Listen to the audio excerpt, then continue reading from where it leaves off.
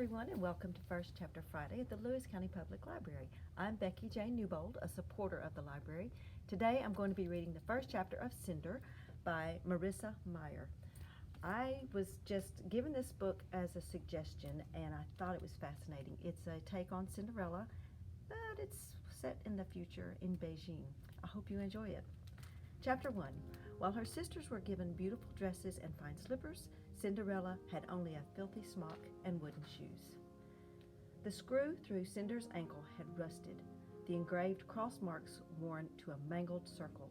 Her knuckles ached from forcing the screwdriver into the joint as she struggled to loosen the screw, one gritty twist after another.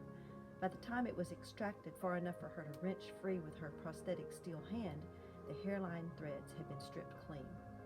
Tossing the screwdriver onto the table, Cinder gripped her heel and yanked the foot from its socket. A spark singed her fingertips and she jerked away, leaving the foot to dangle from a tangle of red and yellow wires. She slumped back with a relieved groan. A sense of relief hovered at the end of those wires. Freedom. Having loathed the too small foot for 4 years, she swore to never put the piece of junk back on again. She just hoped Aiko would be back soon with its replacement. Cinder was the only full-service mechanic at New Beijing's weekly market. Without a sign, her booth hinted at her trade only by the shelves of stock Android parts that crowded the walls. It was squeezed into a shady cove between a used net-screen dealer and a silk merchant, both of whom frequently complained about the tangy smell of metal and grease that came from Cinder's booth, even though it was usually disguised by the aroma of honey buns from the bakery across the square. Cinder knew they really just didn't like being next to her. A stained tablecloth divided Cinder from browsers as they shuffled past. The square was filled with shoppers and hawkers, children and noise. The bellows of men as they bargained with robotic shopkeepers, trying to talk the computers down from their desired profit margins. The hum of ID scanners and monotone voice receipts as money changed accounts. The net screens that covered every building and filled the air with the chatter of advertisements, news reports, gossip.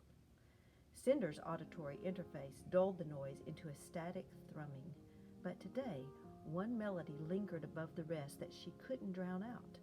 A ring of children were standing just outside her booth, trilling, "Ashes, ashes, we all fall down," and then laughing hysterically as they collapsed to the pavement. A smile tugged at Cinder's lips, not so much at the nursery rhyme, a phantom song about pestilence and death that had regained popularity in the past decade. The song itself made her squeamish, but she did love the glares from passers-by as the giggling children fell over in their paths. The inconvenience of having to swarm around the writhing bodies stirred grumbles from the shoppers, and Cinder adored the children for it. "Sunto! Sunto!" Cinder's amusement wilted. She spotted Chang Sasha, the baker, pushing through the crowd in her flour-coated apron. "Sunto, come here! I told you not to play so close to—" Sasha met Cinder's gaze, knotted her lips, then grabbed her son by the arm and spun away. The boy whined, dragging his feet as Sasha ordered him to stay closer to their booth. Cinder wrinkled her nose at the bakers retreating back. The remaining children fled into the crowd, taking their bright laughter with them. "It's not like wires are contagious," Cinder muttered under her empty booth. With a spine-popping stretch, she pulled her dirty fingers through her hair, combed it up into a messy tail, then grabbed her blackened work gloves. She covered her steel hand first, and though her right palm began to sweat immediately inside the thick material, she felt more comfortable with the gloves on, hiding the plating on her left hand. She stretched her fingers wide, working out the cramp that had formed at the fleshy base of her thumb from clenching the screwdriver, and squinted again into the city square. She spotted plenty of stocky white androids in the den, but none of them Aiko. Sighing, Cinder bent over the toolbox beneath the work table. After digging through the jumbled mess of screwdrivers and wrenches, she emerged with the fuse puller that had been long buried at the bottom. One by one, she disconnected the wires that still linked her foot and ankle, each spurting a tiny spark. She couldn't feel them through the gloves, but her retina display helpfully informed her with blinking red text that she was losing connection to the limb. With a yank of the last wire, her foot clattered to the concrete. difference was instant. For once in her life, she felt weightless. She made room for the discarded foot on the table, setting it up like a shrine amid the wrenches and lug nuts, before hunkering down over her ankle again and cleaning the grime from the socket with an old rag. Thud! Cinder jerked her head, smacking the underside of the table. She shoved back from the desk, her scowl landing first on a lifeless android that sat squat on her work table, and then the man behind it. She was met with a startled copper-brown eyes and black hair that hung past his ears and lips that every girl in the country had admired 1,000 times. Her scowl vanished. His own surprise was short-lived, melting into an apology. "I'm sorry," he said. "I didn't realize anyone was back there." Cinder barely heard him above the blankness in her mind. With her heartbeat gathering speed, her retina display scanned his features, so familiar from years spent watching him on the net screens. He seemed taller in real life, and a gray hooded sweatshirt was like none of the fine clothes he usually made appearances in, but still, it took only 2.6 seconds for Cinder's scanner to measure the points of his face and link his image to the net database. Another second, and the display informed her of what she already knew. Details scribbled across the bottom of her vision in a stream of green text. Prince Kaito, Crown Prince of the Eastern Commonwealth. ID number 00827-19057. Born 7 April 108 TE. FF 88,987 media hits, reverse crime. Posted 14 August 126 TE. A press meeting is to be hosted by Crown Prince Kai on 15 August to discuss the ongoing leishmaniasis research and possible leads for an antidote. Cinder launched up from her chair, nearly toppling over when she forgot about her missing limb. Steadying herself with both hands on the table, she managed an awkward bow. The retina spark sank out of sight. Your Highness," she stammered, head lowered, glad that he couldn't see her empty ankle beneath the tablecloth. The prince flinched and cast a glance over his shoulder before hunching toward her. Maybe, he pulled his fingers across his lips, "on the Highness stuff?" Wide-eyed, Cinder forced a shaky nod. "Right, of course. How can I, are you..." She swallowed, the words sticking like bean paste to her tongue. "I'm looking for Lynn Cinder," said the prince. "Is he around?" Cinder dared to lift one stabilizing hand from the table, using it to tug the hem of her glove higher on her wrist. Staring at the prince's chest, she stammered, I'm Lynn Cinder." Her eyes followed his hand as he planted it on top of the android's bulbous head. "You're Lynn Cinder?" "Yes, Your High..." She bit down on her lip. "The mechanic?" She nodded. "How can I help you?" Instead of answering, the prince bent down, craning his neck so that she had no choice but to meet his eyes, and dashed a grin at her. Her heart winced. The prince straightened, forcing her gaze to follow him. "You're not exactly what I was expecting." "Well, you're hardly what..." Unable to hold his gaze, Cinder reached for the android and pulled it to her side of the table. "What seems to be wrong with the android, Your Highness?" The android looked like it had just stepped off the conveyor belt, but Cinder could tell from the mock feminine shape that it was an outdated model. Design was sleek, though, with a spherical head atop a pear-shaped body and a glossy white finish. "I can't get her to turn on," said Prince Kai, watching as Cinder examined the robot. "She was working fine one day, and the next, nothing." Cinder turned the android around so its sensor light faced the prince. She was glad to have routine tasks for her hands and routine questions for her mouth, something to focus on so she wouldn't get flustered and lose control of her brain's net connection again. "Have you had problems with her before?" "No, she gets a monthly checkup from the Royal Mechanics, and this is the first real problem she's ever had." Leaning forward, Prince Kai picked up Cinder's small metal foot from the work table, turning it curiously over in his palms. Cinder tensed, watching as he peered into the wire-filled cavity, fiddled with the flexible joints of the toes. He used the too long sleeve of his sweatshirt to polish off a smudge. "Aren't you hot?" Cinder asked, instantly regretting the question as his attention returned to her. For the briefest moment, the prince looked almost embarrassed. "Dying," he said, "but I'm trying to be inconspicuous." Cinder considered telling him it wasn't working, but thought better of it. The lack of a throng of screaming girls surrounding her booth was probably evidence that it was working better than she suspected. Instead of looking like a royal heartthrob, he just looked crazy. Clearing her throat, Cinder refocused on the android. She found the nearly invisible latch and opened its back panel. Why aren't the royal mechanics fixing her? They tried but couldn't figure it out. Someone suggested I bring her to you. He set the foot down and turned his attention to the shelves of old battered parts. Parts for androids, hovers, net screens, port screens, parts for cyborgs. They say you're the best mechanic in New Beijing. I was expecting an old man. Do they? She murmured. He wasn't the first to voice surprise. Most of her customers couldn't fathom how a teenage girl could be the best mechanic in the city, and she never broadcast the reason for her talent. The fewer people who knew she was a cyborg, the better. She was sure she'd go mad if all the shopkeepers looked at her with the same disdain as Chang Sasha did. She nudged some of the android's wires aside with her pinky. Sometimes they just get worn out. Maybe it's time to upgrade to a new model. I'm afraid I can't do that. She contains top secret information. It's a matter of national security that I retrieve it before anyone else does. Finger stalling, Cinder glanced up at him.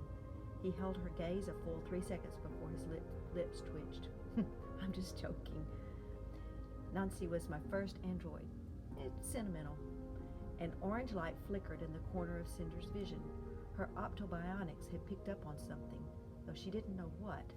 An extra swallow, a too quick blink, a clenching of the prince's jaw. She was used to the little orange light. It came up all the time. It meant someone was lying. National security, she said. Funny. The prince lifted his head as if challenging her to contradict him. A strand of black hair fell into his eyes. Cinder looked away. Tudor 8.6 model, she said, reading the faintly lit panel inside the plastic cranium. The android was nearly 20 years old, ancient for an android. She looks to be in pristine condition.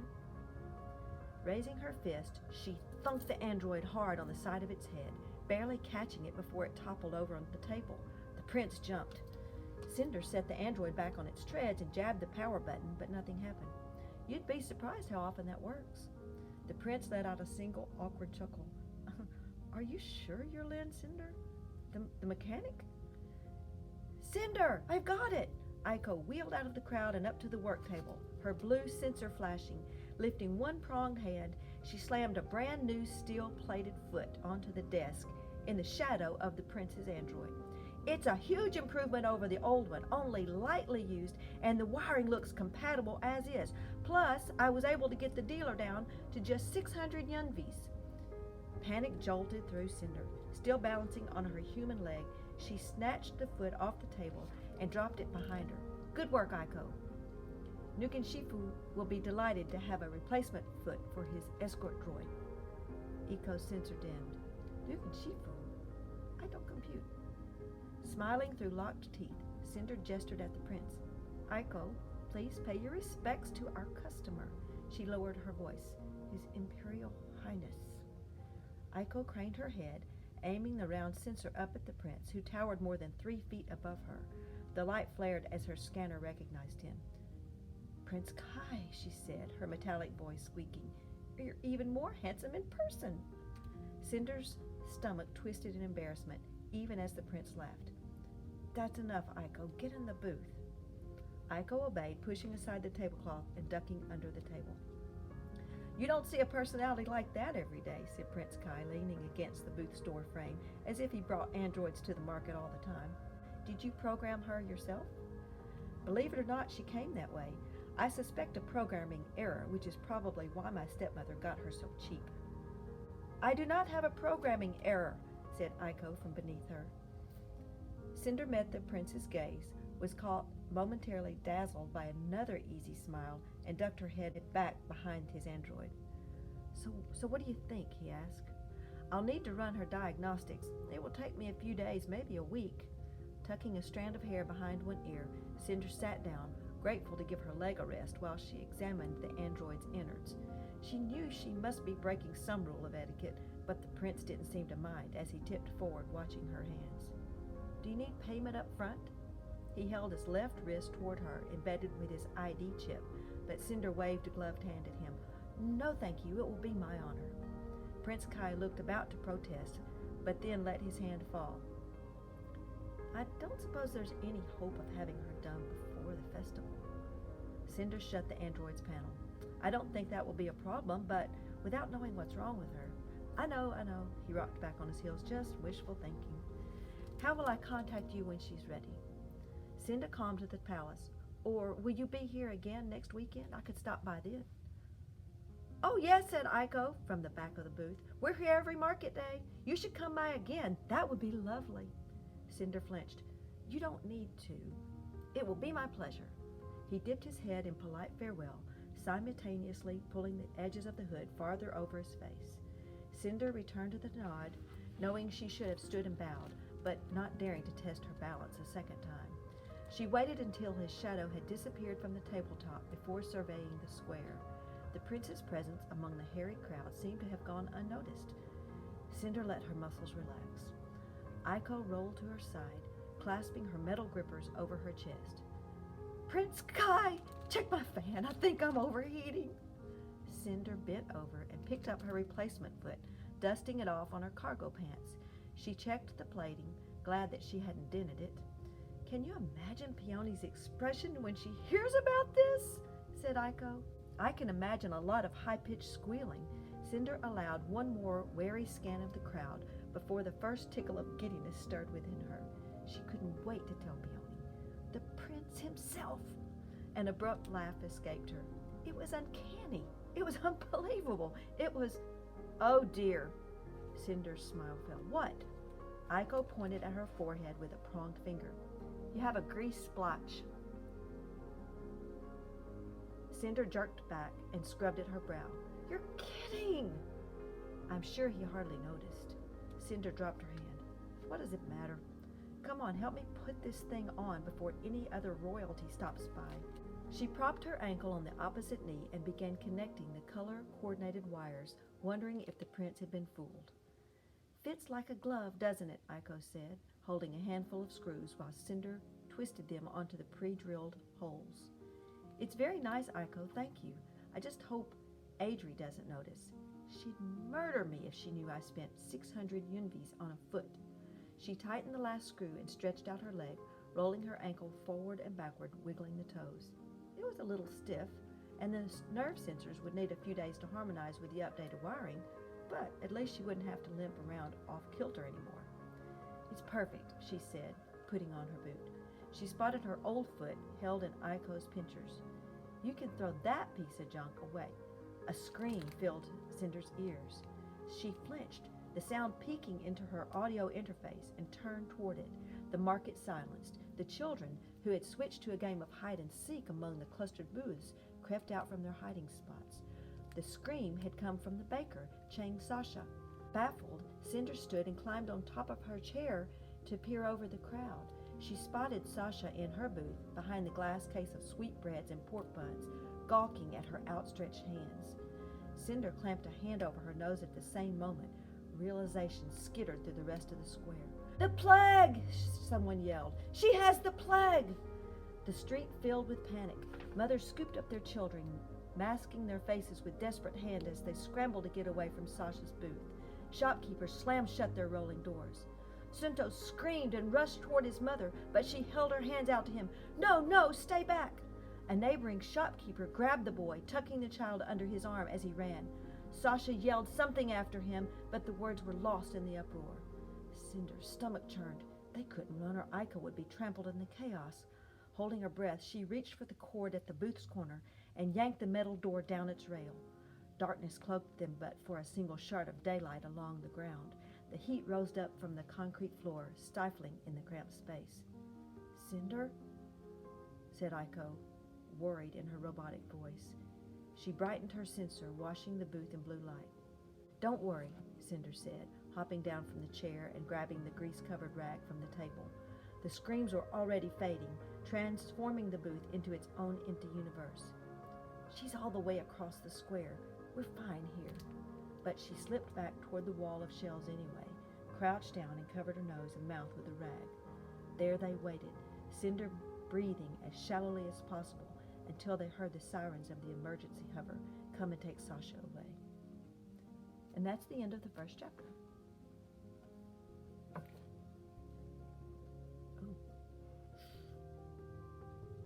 Oh, I'm supposed to stop? Sorry. Well, anyway, thank you for reading First Chapter Friday. Please tune in next week for the next episode in the series. As always, like, comment, and share this video. You can follow the library's Facebook page or subscribe to their YouTube channel for more videos. Thanks again and have a great weekend. And I've got the rest of the books. This was a series.